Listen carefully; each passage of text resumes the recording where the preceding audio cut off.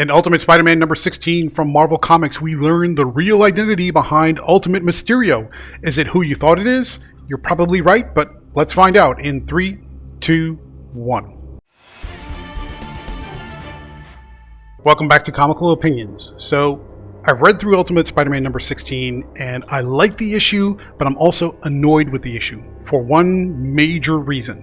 What's that reason? It's another issue in the series that doesn't have any Spider-Man. It's a one and done that focuses on a side character that gives you lots of great moments and interesting developments and some cool, wow, visual flash, but there's no Spider-Man anywhere to be found. So I'm really getting, to be honest, very frustrated with Jonathan Hickman because he's doing this.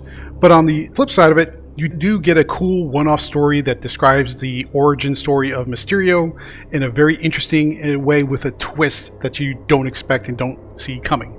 So, in effect, it's like a very, very, very awesome consolation prize in a contest you didn't win. Let's talk about the pros and cons, starting with what's great about Ultimate Spider-Man number 16. Now, be forewarned, I'm about to spoil it for you. If you don't want to know the spoilers, turn off the video, come back to it later after you've read the issue. This is a big reveal. However, if you're looking at the preview pages, you pretty much already know what's going on as far as who Mysterio really is, but there's more to it.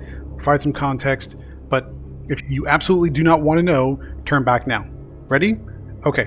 Ultimate Spider-Man number 16 is a Mysterio origin story, sort of, that explains how certain events in the series have unfolded so far, but in ways you didn't realize were happening in the background. So Hickman delivers, I would say, some clever writing to tell you the story that's within the story. For example, how and when and where did Harry Osborn die? It's not what you think.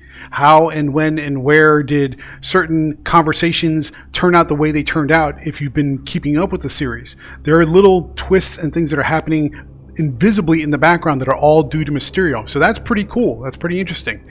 And the way the issue ends, it sets up a new path for the character going forward as far as what Mysterio is doing behind the scenes that either works with or against the Maker and the Ultimate Sinister Six. And if you can tell from the preview pages, it's not a big surprise. Mysterio is, technically speaking, Gwen Stacy. But it's not just her. And we'll get to that in the synopsis section down below, and we'll get into the details if you want to know. So what's not great about Ultimate Spider-Man number 16? It really comes down to two problems that are consistent chronic problems with the series as a whole. First, this is yet another Spider-Man story where there is no Spider-Man. The ratio of issues in this series that have no Spider-Man in it to the ones that do have Spider-Man in it is woefully out of whack. Hickman, I don't know, somehow... help me out here. I don't know. Maybe I'm not understanding, but Hickman somehow got it in his head that his world building and his character building, side character building, is so awesome and so phenomenal and so great that he didn't need to tell a Spider-Man story. His side tangents are just so amazing and so wonderful that you don't need to have Spider-Man in a Spider-Man comic. I'm here to tell you he's wrong, okay? He's absolutely wrong, but he keeps doing it. I don't know why. That's pretty dumb. You're beating out ASM, which is, should be a problem for ASM as well. But at the same time, if you've got the leading Spider-Man book, stop wasting it on one-off stories where there is no Spider-Man. That, to me, seems like a big party foul. On the second point, we're going to have a little bit of a rant, and forgive me, bear with me, but I think it needs to be said. The second problem with this issue, which is emblematic of the series as a whole, is just the terrible, god-awful, lax pacing. It's just slow. And it doesn't drag in the issue necessarily because things happen within the issue. The pace is pretty decent. But if you think about what this story accomplishes and what it accomplishes within the context of the overall series, the series is just not going anywhere. You have a origin story that explains who Mysterio is, how Mysterio functions, and effectively it's like a group of people, like a coven or a cabal or some kind of cult that is Mysterio, and they all interchange and they take places with each other. And then when that happens, you see how this Mysterio persona has been influencing things all along. Okay, that's fine and that's great, but it only takes you up to the moment and doesn't really tell you anything that moves the story forward. Essentially, you're picking up with Harry's death and how Gwen is saying, okay, well, that's where we are, and that's it. You don't get any new information that pushes Peter forward. You don't get any information that pushes Ben Parker and J. Jonah forward. Nothing materially happens to move the series forward. It's effectively one long flashback or a montage of flashbacks, if you will. For some people who just want to wallow in it and just kind of like soak it in and just savor the gloriousness of Hickman's writing, sure, maybe that's fine for you. But remember, the whole point of the Ultimate Universe is they're on a ticking clock. Everybody is eventually moving towards this point where the Maker is returning this fall of 2025 for future generations who might listen to this. And we're still kind of playing around, figuring things out, who's doing what. I can't imagine in any context where this Spider-Man, this Ultimate Spider-Man, somehow teams up with the Ultimate Avengers, and that's a whole other mess of a comic in and of itself, or Ultimate Black Panther, or Ultimate X-Men, or any other Ultimate title that's going on. Everybody just seems like they're off in their own universe. There's no synergy, there's no cohesion, there's no coordination, and everybody's just sort of spinning in place.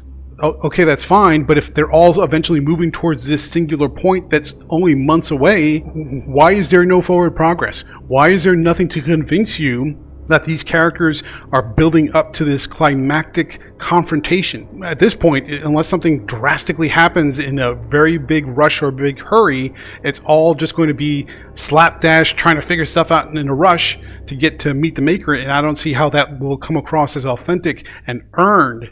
You just feel like you're just waiting, and this is another issue where it's interesting, but you're just still just waiting. It's like sitting in a hospital waiting room looking at an interesting show on the TV that's tacked up on the wall. You're not getting healed, you're not getting the attention you need, but the show is interesting, so you don't mind waiting as much. That's okay if you're waiting in a hospital room. It's not okay when you're shelling out $4.99 per month. Something's got to change with this pacing, and Hickman needs to get off his butt and do something. Alright, so with the rant over with, let's talk about the art. Marco Checchetto is the one consistently bright spot that makes this series worth reading.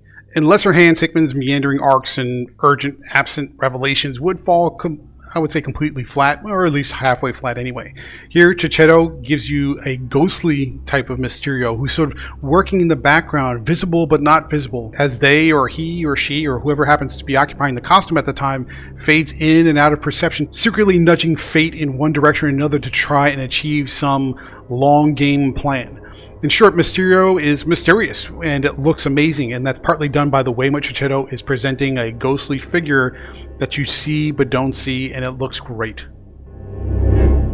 If you need some context, here's what happened last time in Ultimate Spider-Man number 15. The Parker family got off the grid and they found some way to sequester themselves in a trailer park in the American Southwest.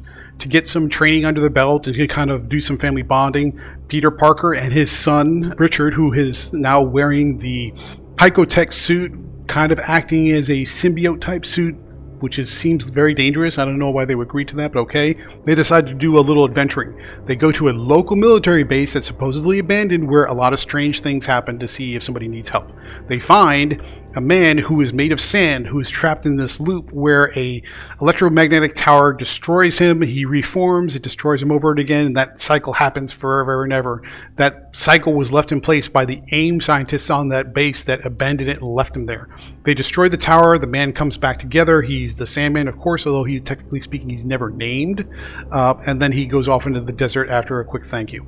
Meanwhile, back at the city, J. Jonah and Ben Parker receive a visit from the Kingpin, who says, basically, stay out of my way or I'm going to kill everyone you love. And to show him some proof, they show him pictures of every Ben Reilly that he could find on the planet who has now been murdered.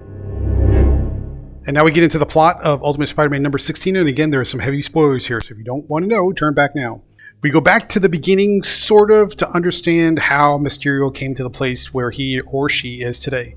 The issue begins at Harry Osborn's grave, where Gwen is remembering deaths in her family, starting with her mother when she was a little girl. During the conversation with her father, which is very sweet, very wholesome, she hears his advice, which is, you carry the memory of the loved ones with you in your heart. So they may be dead, but they're never truly gone. It's a very sweet moment. However, there's more to the story, and Gwen will have more opportunities to deal with death as time goes by. And then the comic switches to a series of partial scenes and vignettes where you see Gwen Stacy and Harry Osborn developing a relationship, becoming boyfriend and girlfriend, eventually getting engaged, eventually getting married, eventually building a life together. As each one of those scenes play out, you can tell that Gwen is sort of leading a double life. And what we find out is she is part of this coven of 5 people, or a cabal, or a cult, if you will, of 5 people that are all Mysterio. The main, or I should say the oldest person in the group, has these illusion powers that Mysterio uses to manipulate the events that are going on around them. Over the course of time, we learn that Gwen is next in line to receive this power because it's passed from one generation to the next. Behind the scenes, secretly, Gwen is working with this cabal or cult to manipulate events because they are against the Maker. They believe, as part of their belief system, they are not living in a real reality, that somehow it is manipulated in an alternate version of another timeline that should have been their life. So effectively, their religion, if you will, believes in the idea that there is an alternate universe and that there is a big lie that created the one they are currently occupying, which is what the Maker has done. So over the course of time, they figure out, they find evidence of the Maker and the Maker's council, and they said, aha, what we believed is real, and now our job is to expose the Maker and tear down the big lie. And then the issue kind of picks up steam when we see the events that led to Harry Osborn's death after he and Peter were kidnapped by Kraven, taken to the Savage Land, and hunted. Now remember, at the end of that issue, Kraven killed Harry, and then Peter beat up Kraven, left him a bloody pulp, even though he didn't kill him, and then got away. What we find out after the fact is that Harry, here's a big spoiler, Harry's not dead. His death was an illusion. Mysterio made it happen. He pulled Harry aside and said, okay, we're going to protect you. And of course, this time it's Gwen in the Mysterio outfit, and then she kills Kraven. So now everybody thinks Harry's dead, but that there's still a Green Goblin out there. Now, all of this back and forth with Gwen going to different places because he's been keeping tabs on her at Harry's request makes Otto Octavius suspicious. Before he can take it too far, Gwen fires him. And now we have Gwen and Harry working together.